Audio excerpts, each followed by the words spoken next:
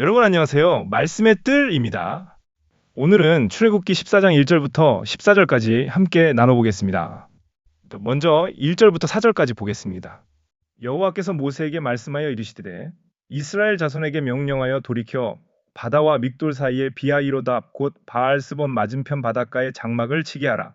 바로가 이스라엘 자손에 대하여 말하기를 그들이 그 땅에서 멀리 떠나 광야에 갇힌 바 되었다 하리라. 내가 바로의 마음을 완악하게 한즉 바로가 그들의 뒤를 따르리니 내가 그와 그의 온 군대로 말미암아 영광을 얻어 애굽 사람들이 나를 여호와인 줄 알게 하리라 하심에 무리가 그대로 행하니라. 아멘. 재앙을 통해 기본적인 훈련을 받은 이스라엘 백성은 이제 실전으로 나가야 합니다. 그게 어디일까요? 광야지요. 모세도 이스라엘 백성을 출애굽시키기 전에 하나님께서 광야 생활을 하게 하셨습니다. 하나님은 이스라엘 백성에게 아무 능력도 없고 깜냥도 안 되는 모세를 보내신 게 아니라 훈련받은 리더를 보내신 것입니다. 이스라엘 백성은 주께서 세운 리더를 믿고 따라가면 되는 것이죠. 자, 이제 출애굽 여정이 시작되었습니다. 과연 출애굽을 시작한 인원은 얼마나 될까요? 민수기 1장 45절부터 46절 말씀을 보면 20세 이상 전쟁에 참여 가능한 남성의 수가 60만 3,550명이었다고 합니다. 남자의 수만 60만이 넘으니 이방인과 남녀노소를 다 합치면 약 200에서 300만 정도가 예상되는 인원이 셈이죠. 그런데 수많은 이스라엘 백성이 광야를 걷다가 문제가 생겼습니다. 왜 그런가 하니 10번의 재앙을 겪은 애굽은 아직도 하나님을 인정하지 않은 듯 싶은데요. 3절에 보니 이스라엘 백성이 광야에 갇힌 바 되었다고 바로가 말하는데 지금 이스라엘 백성이 장막을 친 지형을 보면 더 이상 전진해 가기 힘든 위치에 갇혀 있습니다. 아마도 바로는 이스라엘 백성들이 광야로 떠날 때 정찰병을 보내 수시로 정보를 받고 있었나 봅니다. 지금 그들이 어디쯤 가고 있는지, 어디를 지나는지 말이죠.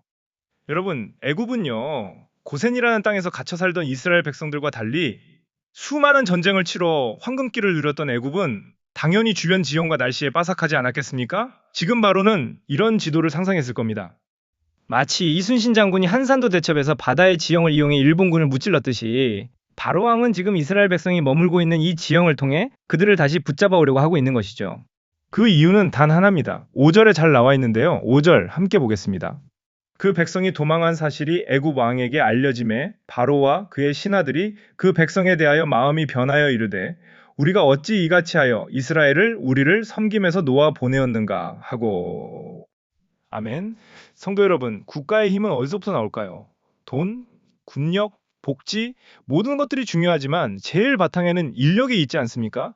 돈과 군력과 복지를 생산할 인력이 있어야 국가의 힘이 생겨나는 것이죠.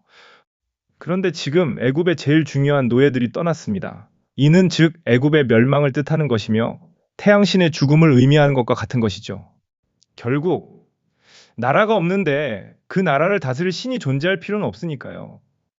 그래서 바로는 다시 다짐합니다. 히브리 노예를 다시 잡아오자고 말이죠. 계속해서 6절부터 9절 보겠습니다. 바로가 곧 그의 병거를 갖추고 그의 백성을 데리고 갈새 선발된 병거 600대와 애굽의 모든 병거를 동원하니 지휘관들이 다 거느렸더라. 여호와께서 애굽 왕 바로의 마음을 완악하게 하셨으므로 그가 이스라엘 자손의 뒤를 따르니 이스라엘 자손이 담대히 나갔음이라. 애굽 사람들과 바로의 말들, 병거들과 그 마병과 그 군대가 그들의 뒤를 따라 바알스본 맞은편 비하이롯 곁 해변 그들이 장막 친 데에 미치니라.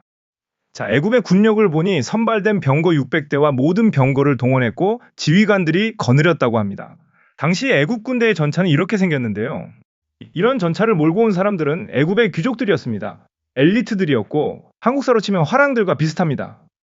여러분 혹시 영끌이라는 신조어 다들 아시죠? 영혼까지 끌어모았다 이런 의미인데 바로는 지금 딱 영끌을 한 거예요. 왜요? 이스라엘 백성을 다시 노예로 부리기 위해서. 그래야 애굽이 생존하고 태양신 라가 생존하니 말이죠. 자, 그럼 이제 이스라엘 백성들의 모습을 보겠습니다. 10절부터 12절까지 함께 보겠습니다.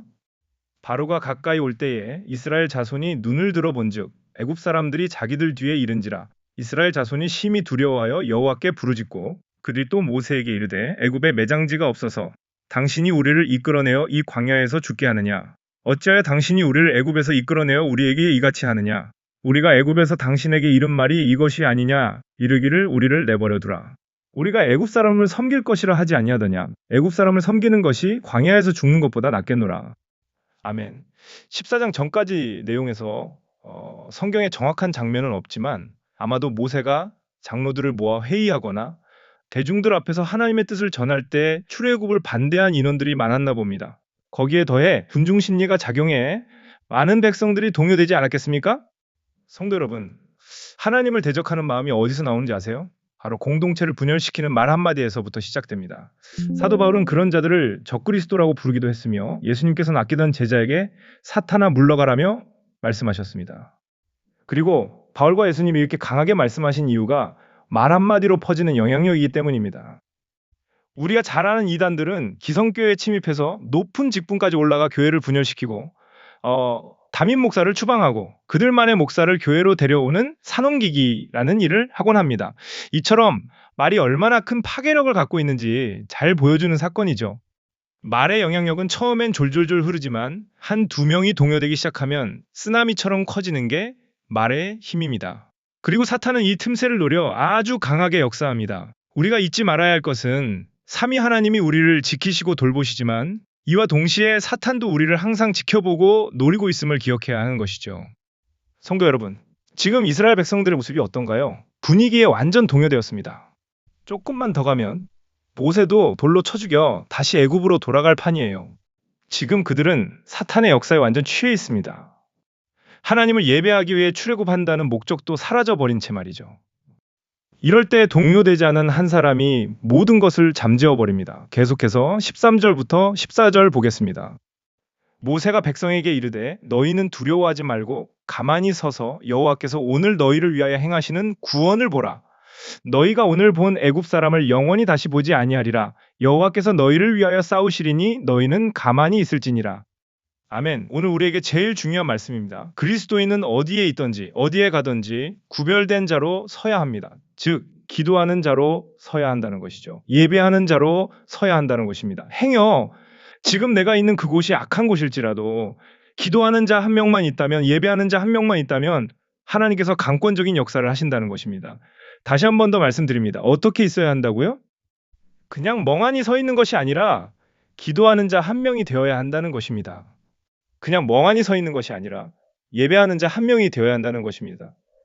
우리 성도님들이 서 있는 그곳에 예배하며 기도하는 자 한 명만 있다면 그 환경이 어떤 곳이든 그 장소가 어떤 곳이든 그건 중요하지 않습니다. 성도님들을 통하여 하나님은 선하게 역사하실 것입니다. 이 시간 저와 성도님들에게 함께 바라기는 분위기를 동요하는 자가 되지 말고 그 속에서 모세처럼 하나님 앞에 예배자의 모습과 기도하는 자로 굳게 서는 저와 여러분이 되길 간절히 소망합니다.